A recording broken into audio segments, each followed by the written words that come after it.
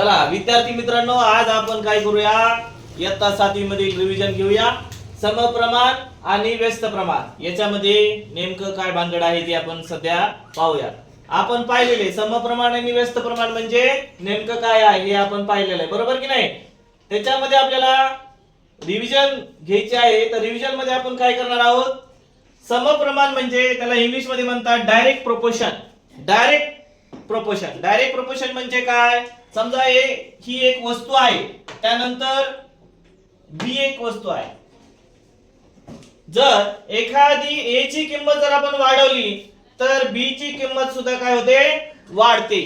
ह्याला म्हणतात समप्रमाण, direct proportion. Direct म्हणजे प्रोपोर्शन म्हणजे एखादी किंमत जर वाढवली तर दुसऱ्याची किंमत सुद्धा काय होते, वाढते. आणि समजा ए ची किंमत जर कमी केली तर बी ची किंमत सुद्धा काय होते, कमी होते. या ठिकाणी पहिल्या चित्रामध्ये दाखवलेला आहे पहा. या ठिकाणी इथं 2 कप्पे झाले, तिथे 4 कप्पे झाले, तिथे किती झाले, 6 कप्पे झाले, तिथं 8. म्हणजे एक जर रेष मारली तर 2 कप्पे झाले, 2 रेषा मारल्या तर 4, 3 रेषा मारल्या तर म्हणजे काय होत चालले, जशा जशा रेषा मारत चाललेत वाढत, जशा रेषा मारत चाललो तसं तसं कप्पे पण काय होत चाललेत, वाढत चालले. रेषा कमी केल्या, बघा इकडं उलट बघा, रेषा कमी केल्या कप्पे कमी होत चालले.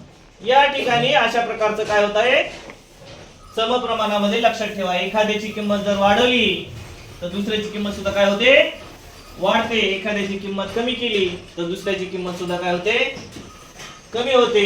तर हे समजून घ्यायचं आहे आपल्याला. आता याच्यामध्ये सगळ्यात छान उदाहरण पहा. या ठिकाणी शाळेचं दिलेले पहा. या ठिकाणी कोणतं दिलेले, की नगरपालिकेमध्ये काय केले, शाळेतील विद्यार्थ्यांना मिळालेल्या वयांची संख्या दिलेली आहे पहा. इथं मुलं दिलेत, काय दिलेत मुलं इथं, 15, 12, 10, 5. आणि वह्या किती वाटल्यात, 15 मुलांना 90, 12 मुलांना 72, 10 मुलांना 60, 5 मुलांना 30 वाटलेल्या आहेत. आता या ठिकाणी काय केलेलं आहे, प्रमाण घेतलेलं आहे. कुणासोबत, मुलांची संख्या आणि वयांची संख्या. म्हणजे या ठिकाणी हे जे मुलं आहेत त्या मुलांच्या संख्या सोबत ह्या ज्या वया आहेत त्या वयांच्या संख्या सोबत काय केले, प्रोपोर्शन घेतलेलं आहे, म्हणजे प्रमाण घेतलेलं आहे, गुणोत्तर घेतलेलं आहे. बरोबर, आपण शिकलो गुणोत्तर व प्रमाण हा सेपरेट चॅप्टर आपण शिकलेलो आहोत. आता बघा या ठिकाणी मुलं किती झाले, 12 झाले. इथं बघा 90, इथं किती झाले, 72. इथं काय झाले, कमी झाले. वयाची संख्या सुद्धा काय झाली, कमी झाली. इथं बघा 10, इथं किती झाले, 60. इथं 5, इथं किती झाले. आता आपण यांचं काय करूया, गुणोत्तर घेऊया.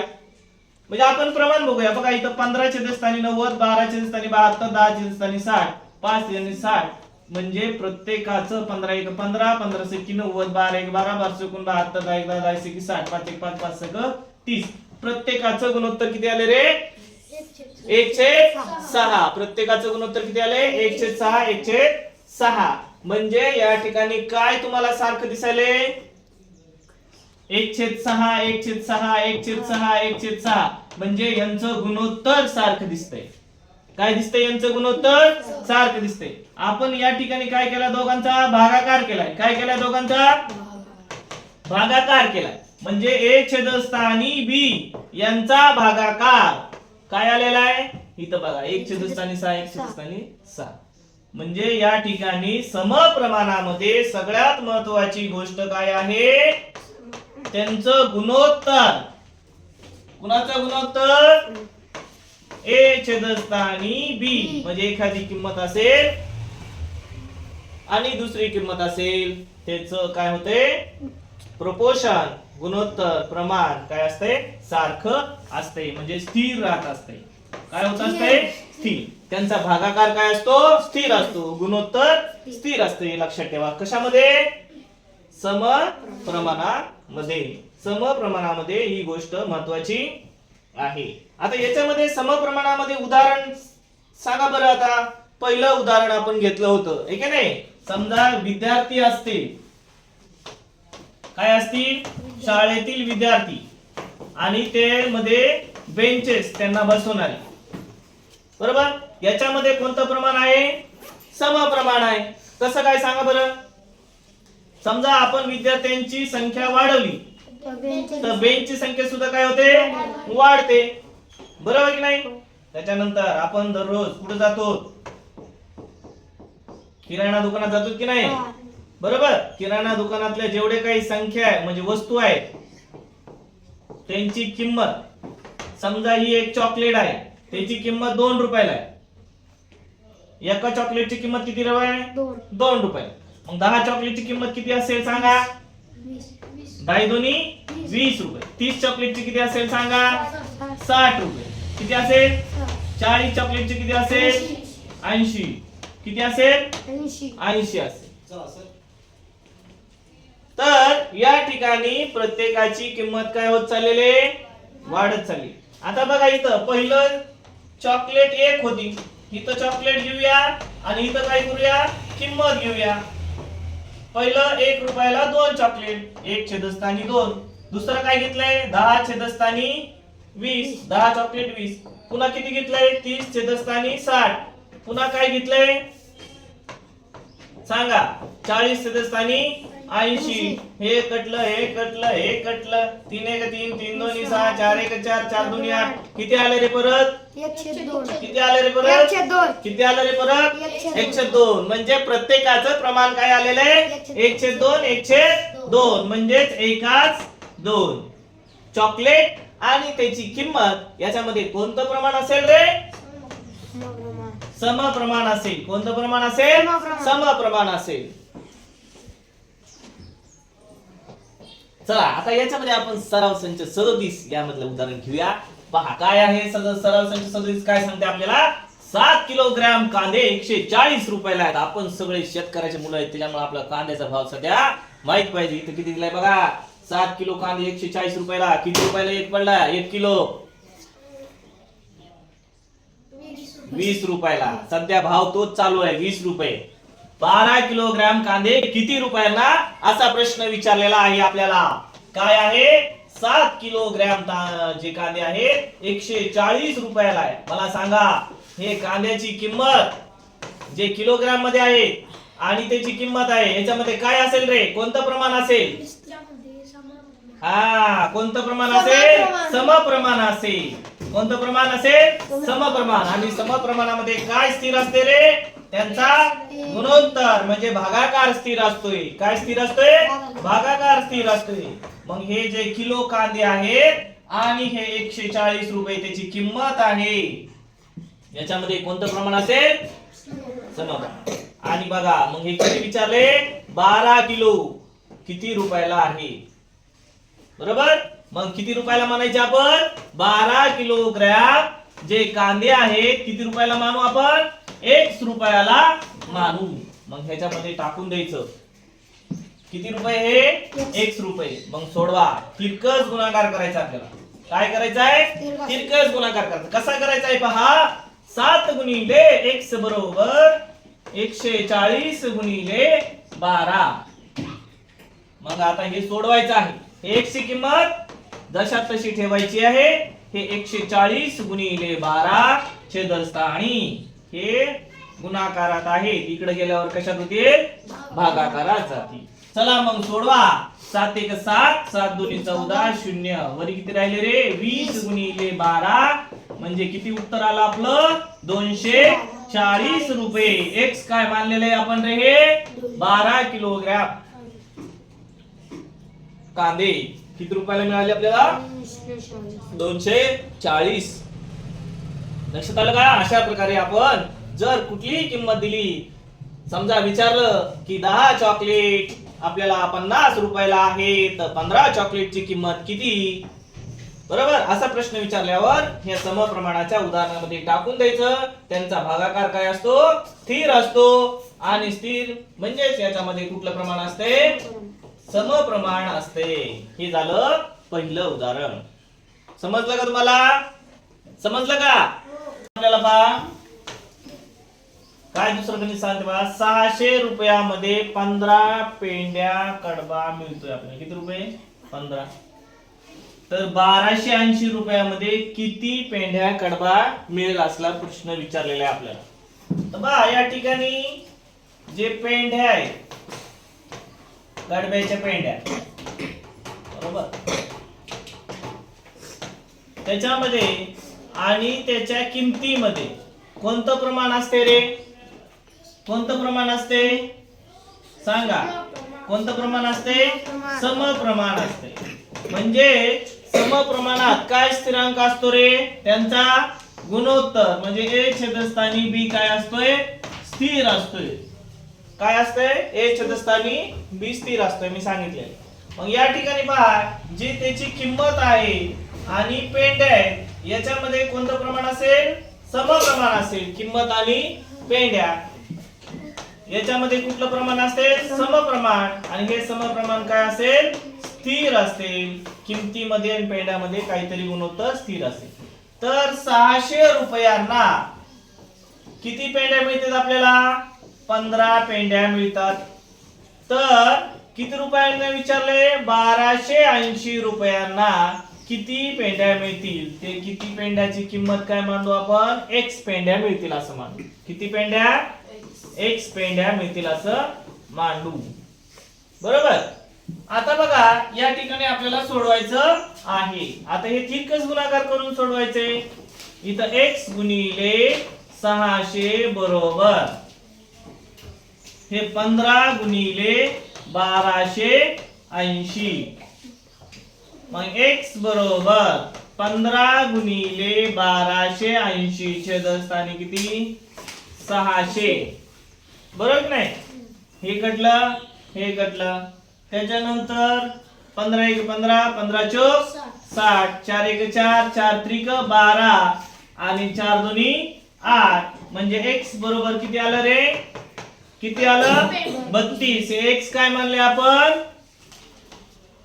पेंढ्या. ठीक आहे नाही? कडब्याच्या पेंढ्या किती मिळाल्या मग आपल्याला? कडब्याच्या पेंढ्या 32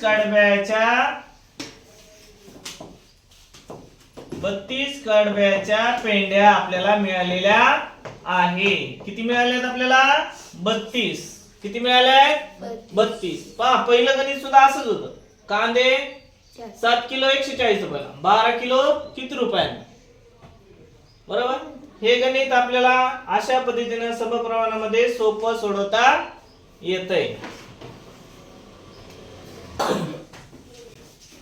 आता पहा याच्यामध्ये दुसरं आपण पाहिलेलं आहे व्यस्त प्रमाण. त्याला इंग्लिश मध्ये काय म्हणतात रे? Inverse proportion. काय म्हणतात? Inverse proportion. व्यस्त म्हणजे सगळं कार्यक्रम वेगवेगळा असते, विरुद्ध असते. काय असते? कार्यक्रम याच्यामध्ये काय असते? विरुद्ध असते. पहा या ठिकाणी a ची किंमत जर आपण वाढवली तर b ची किंमत काय होते?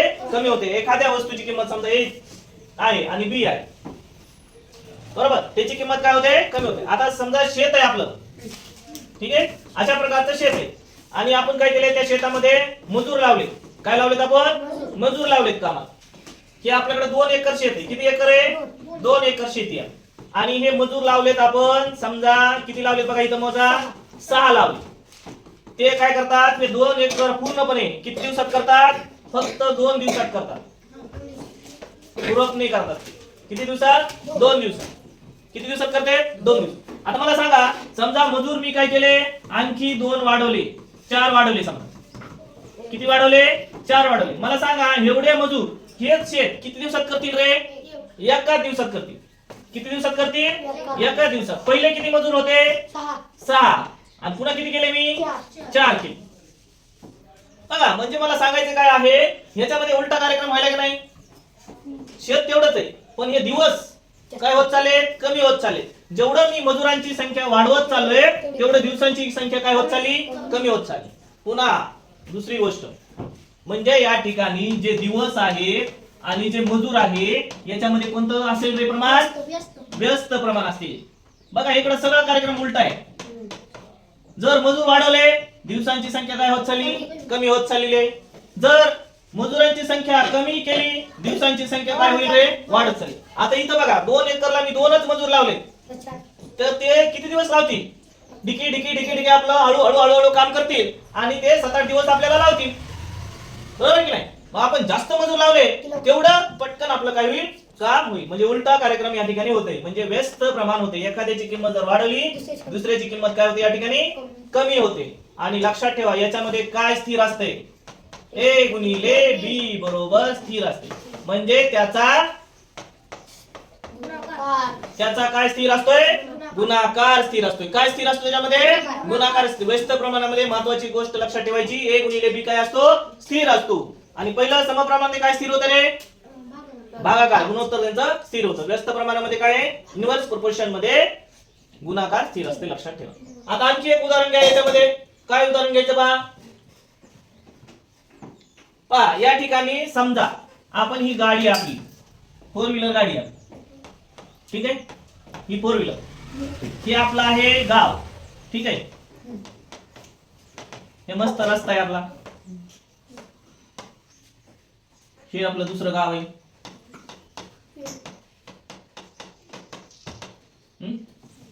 आता मला सांगा, हे अंतर आहे समजा 5 किलोमीटर. किती किलोमीटर आहे, 5 किलोमीटर. हे गाडीचा वेग समजा मी 80 च्या स्पीडने पळवली.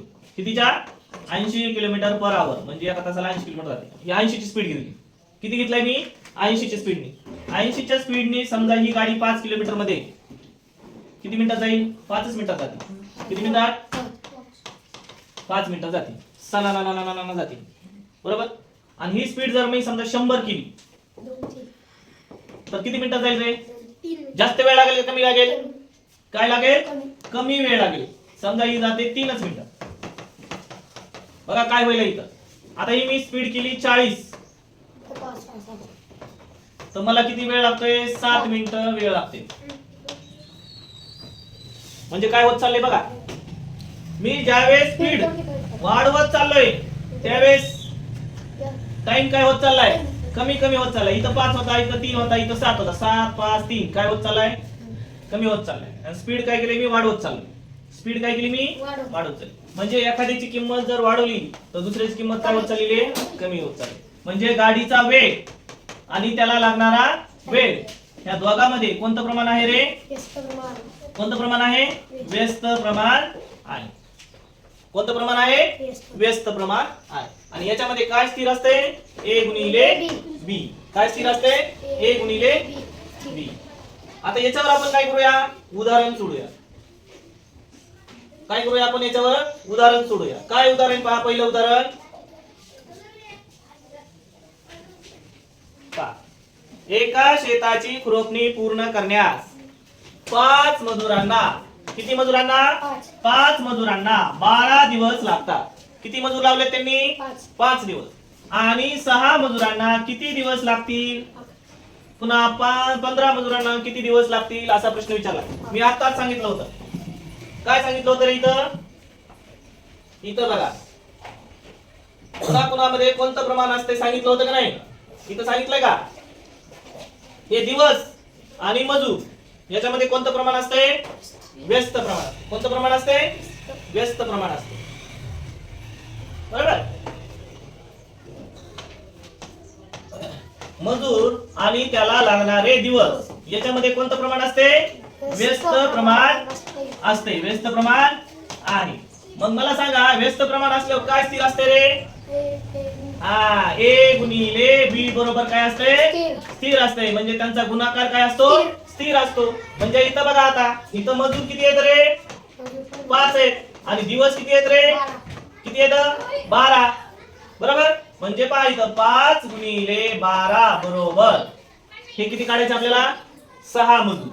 6 गुणिले काय म्हणायचं आपण, एक्स म्हणायचं. म्हणजे इथं काय म्हणायचं, 6 मजुरांना किती दिवस लागतील, एक्स दिवस लागतील. आणि हे 15 मजुरांना काय म्हणूया आपण, वाय दिवस लागतील. मग इथं सोडवायचं. आता हे कसं सोडवायचंय, हे एक्स जशात तसं ठेवा, बरोबर. हे एक्स जशात तसं ठेवला.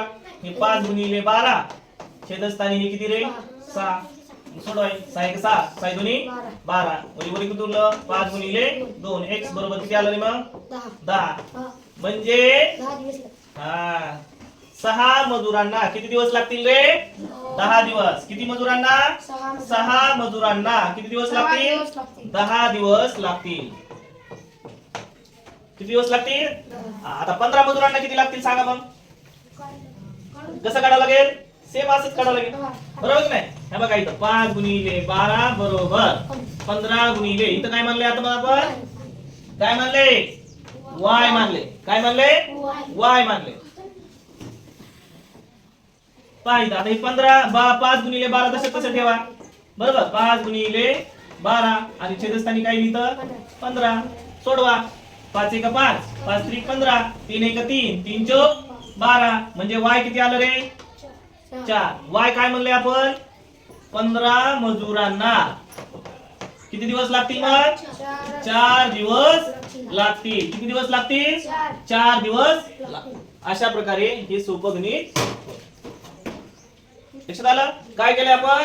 त्या मजुरामध्ये आणि या दिवसामध्ये यांचं गुणोत्तर काय असेल? स्थिर आहे. म्हणजे प्रत्येकामध्ये बघा 12 पंचे 60, 6 गुणिले 10 10 सकी 60 आणि 15 गुणिले 4 15 चौक 60. आलं का? आलं का नाही? म्हणजे प्रत्येक गोष्ट आपल्याला या ठिकाणी समप्रमाणामध्ये त्यांचा गुणाकार काय झाला? आपलं सॉरी व्यस्त प्रमाणामध्ये स्थिर झाला. आता यामध्ये दुसरं गणित पहा काय आहे ते.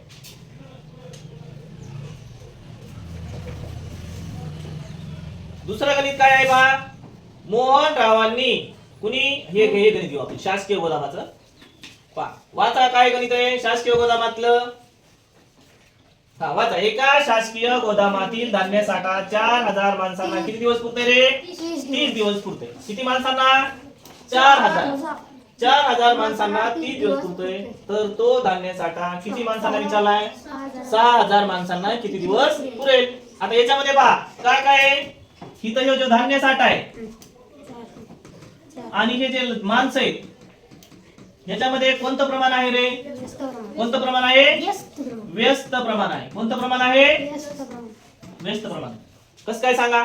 आता आपल्या घरचंच उदाहरण घ्या ना, बरोबर? समजा 2च माणसं असतील घरी, तर धान्य काय होईल आपल्याला? कमी लागेल. आणि आपल्या घरात 10 माणसं असल्यावर जास्त लागेल. धान्य जास्त लागेल. जास्त लागेल की नाही तेजस्विनी? बरोबर की नाही? आपल्याला धान्य काय होईल? जास्त लागेल. मग आता बघा या ठिकाणी धान्य साठा आणि ते जे लागणारे जे माणसं आहे त्याच्यामध्ये व्यस्त प्रमाण आहे. म्हणून यांचं काय असेल रे? गुणाकार काय असेल? स्थिर असेल. मग लक्षात घ्या इथं 4000 बरोबर किती? 4000 गुणिले 30 दिवस, बरोबर? हे माणसं आणि त्याला दिवस, माणसं आणि दिवस याच्यामध्ये काय असेल? व्यस्त प्रमाण असेल. ही काय आहे तर 4000 माणसं आणि हे काय आहे? दिवस. त्याला लागणारे दिवस. पुढे बघा बरोबर किती किती येत रे? 6000 माणसं. किती येत? 6000 आणि गुणिले किती दिवस पुरेल? तर आपण काय मानू? x दिवस पुरेल. किती दिवस पुरेल? x दिवस पुरेल असं म्हणू. मग सोडवा हे गणित परत सेम तसंच. x ची किंमत तशी ठेवायची. हे 4000 गुणिले 30 आणि छेदस्थानी हे भागिले किती येतील रे? 6000. सोडवा. हे शून्याला शून्य घटलं, हे शून्याला हे शून्य घटलं, हे शून्य घटलं, हे शून्याला घटलं, हे शून्य घटलं. 3 1 3, 3 2 किती रे? 6. बे 1 बे, बे 2 4, बे 0 0. x बरोबर किती आलं रे? 20. हे काय आहे? म्हणजे 6000 माणसांना हे बघा 6000 माणसांना किती दिवस पुरेल मग? 20 दिवस पुरेल. किती दिवस पुरेल? 20 दिवस पुरेल. 20 दिवस पुरेल.